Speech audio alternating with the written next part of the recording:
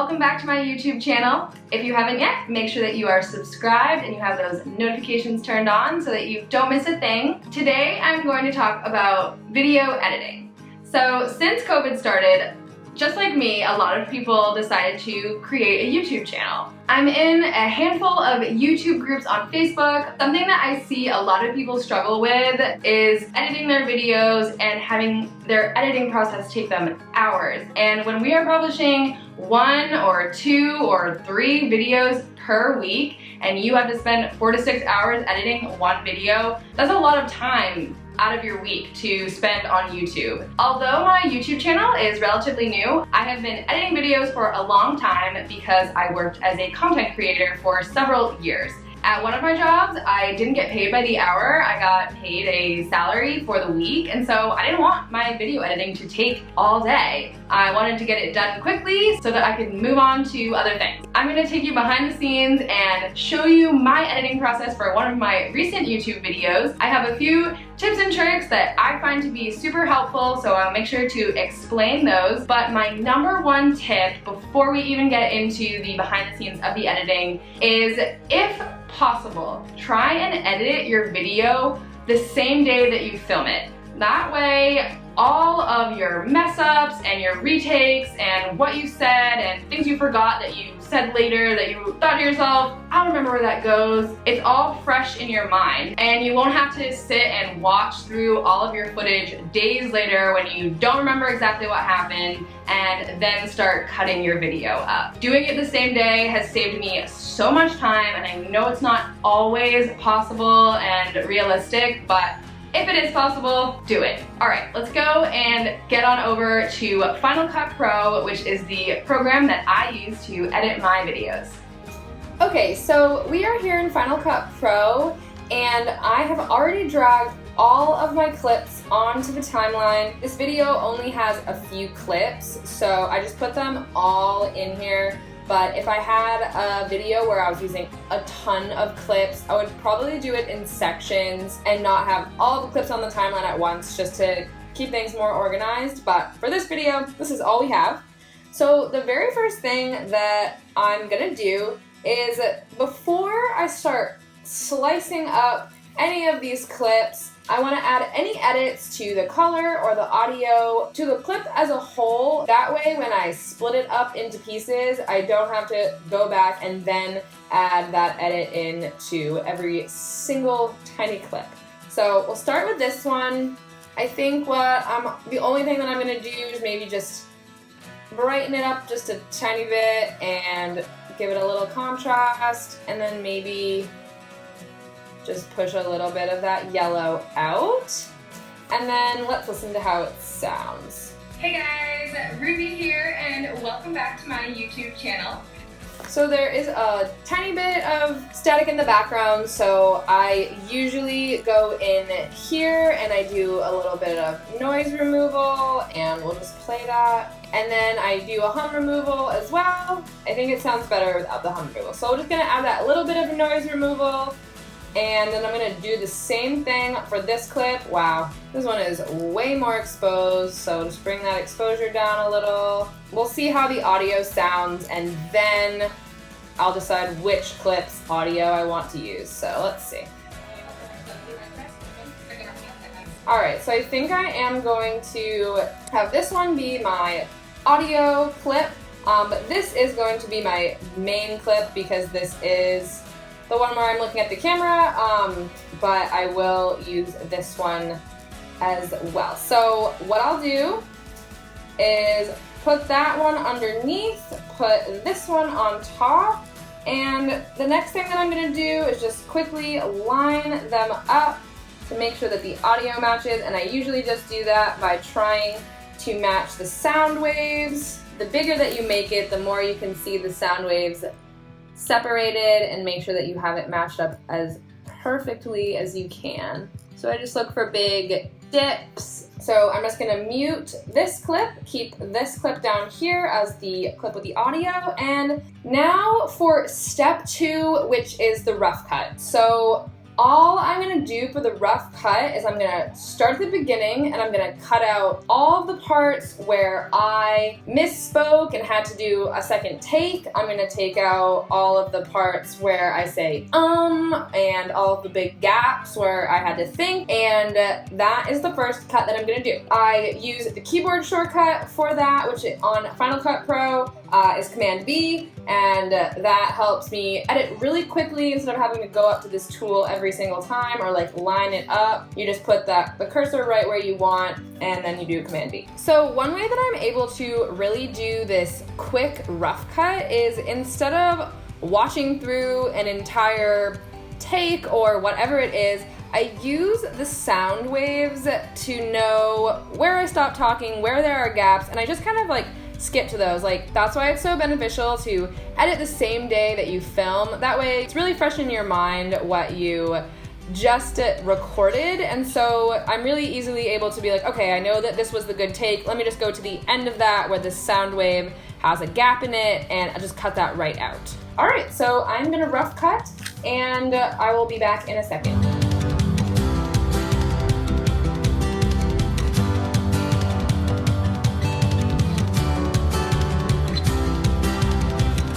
Shortcuts in general also save you a ton of time. Again, this is Final Cut Pro, but I think this is probably pretty universal. Command plus and then Command minus will make it so you can easily shrink and expand the size of your clips on the timeline so that you can better see either the timeline as a whole or the individual sound waves when you're really getting in there and meshing your audio together. So that is definitely a huge time saver for me. Okay, so I am completely done with the rough cut. I've taken out all of the gaps, all of the pauses, all of the ums. It is a short video. It is only a little over 4 minutes, but that only took me about a half an hour to do that rough cut, and that was with me stopping to talk and explain. So next thing I'm gonna do is just start it at the beginning, play it through, watch and look out for places where the jumps between cuts looks really choppy and anything that sounds repetitive, and get rid of that. So I am going to do that right now and then I will be back in a second. Alright, so I just watched through the whole video. I only got rid of a little tiny chunk, and now it's time for the second big edit. So this is when I go in and I add little zoom ins here and there. I might pull away a clip to reveal the second camera angle. If I need to blend the audio at all, sometimes if I cut myself out mid-sentence, I like to just kind of fade in a little bit so it doesn't sound so choppy. And I will also add in the B-roll clips as necessary. After this edit, that's, pretty much the bulk of the editing, and I would think that this will probably go pretty quickly since it's only a 4-minute video. But I just try not to overthink things. If you're having a hard time deciding, just leave it, and then when you watch it through again, because you are gonna probably watch it through at least 2 or 3 more times, you might have a better idea of what you're wanting it to look like. But just don't overthink it too much. Don't spend too much time trying to decide if I should zoom in here or should I add a pop-up here. Just don't worry about it. Just move on to the next and go back and revisit it later. All right, so that is what I am about to do. So I usually like to add a little title on to the very beginning when I say what the video topic is going to be. And I like to have the words show up one by one as I say them. And so I just make one title. So the first thing I say is back. And so for when I say up, I'm just gonna get my cursor right where I'm about to say up. Use my keyboard shortcuts, Command C, copy this title, Command V to paste it, and obviously it's gonna say back twice, but just change that to up, and do the same thing with workflow, and that saves you from making the same title 3 times in a row. You can just easily copy paste it, and then just change the word after.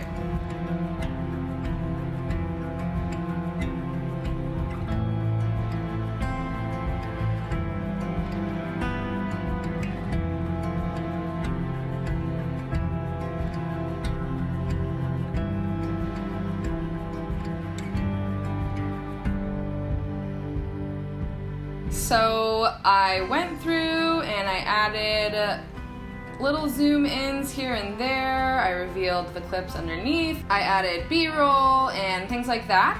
And the next step is to add in the titles. I don't do this for every video, but for the simpler videos where I don't have a ton of B-roll, I just like to add in titles that let you know like what step that I'm gonna be doing next, etc. And I also have the little subscribe thing that I add in. So this is when I add all of that stuff in. And so we are really nearing the end here. We are just adding all of the final touches, and I only have 3 or 4 titles to add in, so it shouldn't take long at all.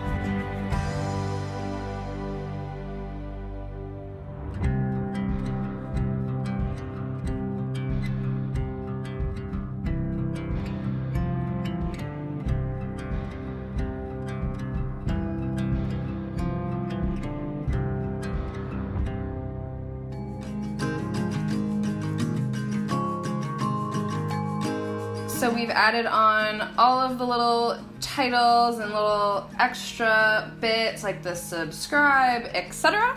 And so what we have left now is to do the outro, add like the outro end card, and also add the intro. For me, I usually just use a couple of clips from the video and I put those at the beginning, and then I have like my intro card sort of thing that comes in, so I'm adding those in now. And for clips, for videos like this where I'm mostly just sitting and talking, I just try to use ones where I'm moving my hands and I throw the B-roll clips in there, and I just copy and paste, throw them in there, and I'll rearrange them in a minute and cut them down after.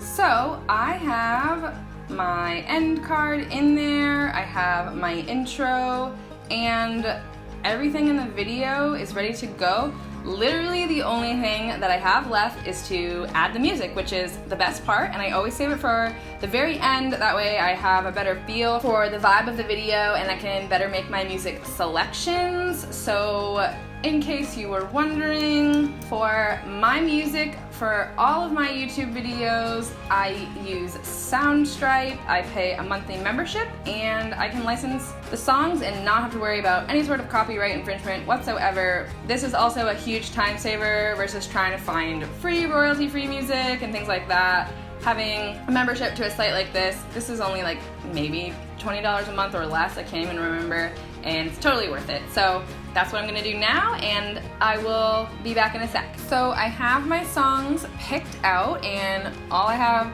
to do now is just to add them in there, adjust the volume. At the beginning, when my intro is playing, obviously, I'm not saying anything, so the music is gonna be a little bit louder, but then once I start talking, the music needs to fade out, and this is how I like to do that. So this is where the audio starts, and I split the clip and I overlap it a little bit. So like right here, this is the same part of the song that's playing over each other, and I just fade it in and out, and then I lower the volume of the clip that is gonna be underneath when I start talking. So it sounds a little bit like this.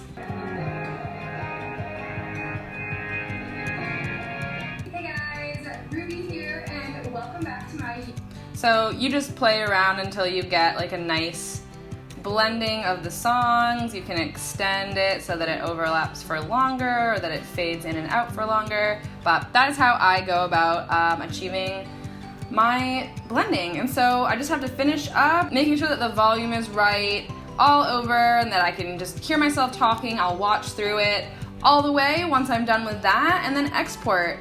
So that is the basic workflow that I use for editing my YouTube videos. Keyboard shortcuts are probably #1 VIP thing that you need to learn and utilize when you're editing that's gonna save you the most amount of time. So add a little sticky note right on your computer if you need a reminder, but eventually it just becomes muscle memory and you won't even need to look at that sticky note. But that is what's gonna save you a lot of time, and just not overthinking things, starting at the beginning and going through to the end and not trying to pick your favorite part and edit that first and then save the worst for last. I just find starting at the beginning and just going through creates a better flow for your videos, but is just also the most efficient. Alright, there you have it. That is my YouTube editing process. I hope that this helped you save some time when it comes to editing your own YouTube videos so that you can get back to living your life and not be sitting behind your computer for hours on end editing together a YouTube video. If you loved this video, please make sure to like and subscribe, and I will see you guys next time. Thanks for watching.